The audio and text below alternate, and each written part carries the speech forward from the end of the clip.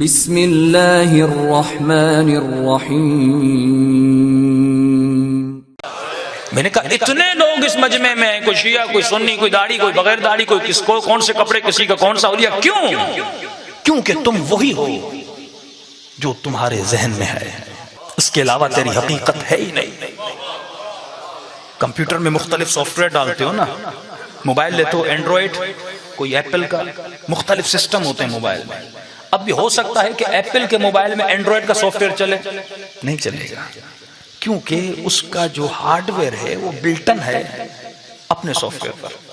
اب آپ یہ چاہتے ہو کہ ایک وہ بندہ جس کے ذہن میں علی والا سافٹ ویئر ہے ہی نہیں، اس سے کام وہ لو جو علی والا ہے، یعنی ایپل کے موبائل پہ اینڈرائڈ چلاؤ، اینڈرائڈ پہ ایپل چلا، ہو نہیں سکتا۔ ہم وہی کرتے ہیں جو ہمارے ذہنوں میں ہے۔ اب سوال یہ ہے کہ یہ جو میں نے اپنے ذہن میں ڈالا ہے میں نے کس سے لیا ہے؟ شیعہ بھی خود سے پوچھے، سنی بھی خود سے پوچھے۔ بھائی اگر شیعہ ہاتھ کھول کے نماز پڑھتے ہیں، کس نے ان کو بولا کہ ہاتھ کھول کے نماز پڑھو؟ تو ہم سب کہتے ہیں ہم نے پوچھا امام جعفر صادق علیہ السلام سے۔ اور اگر آپ ہاتھ باندھ کے نماز پڑھتے ہو، ایک مرتبہ میں پڑھ ہی رہا ہوں کیونکہ سافٹ ویئر چل رہا ہے، آٹومیٹک چل رہا ہے، لیکن ایک مرتبہ خود سے سوال کرتا ہوں کہ میں کس سے پوچھ کے ہاتھ باندھ کے نماز پڑھ رہا ہوں؟ تو کہتے ہیں ہم امام ابو حنیفہ سے۔ ٹھیک ہے، امام ابو حنیفہ رسول خدا اور امام کو کتنا فاصلہ ہے؟ 200 سال کا فاصلہ ہے۔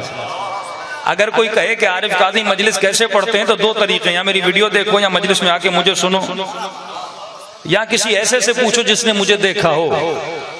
تو ہم کہتے ہیں عقل یہ کہتی ہے اس سے پوچھو جس نے محمد کو دیکھا ہو۔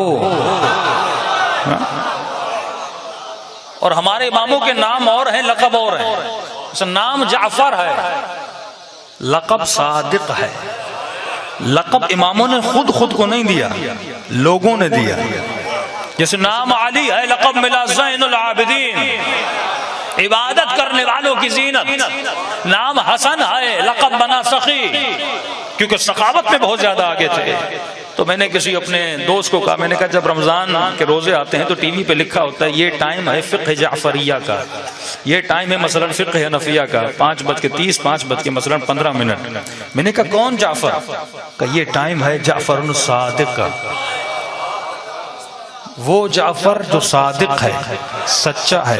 میں نے کہا خود بھی کہہ رہے ہو سچا ہے، پھر بھی اس کی باتوں کو نہیں مان رہے ہو۔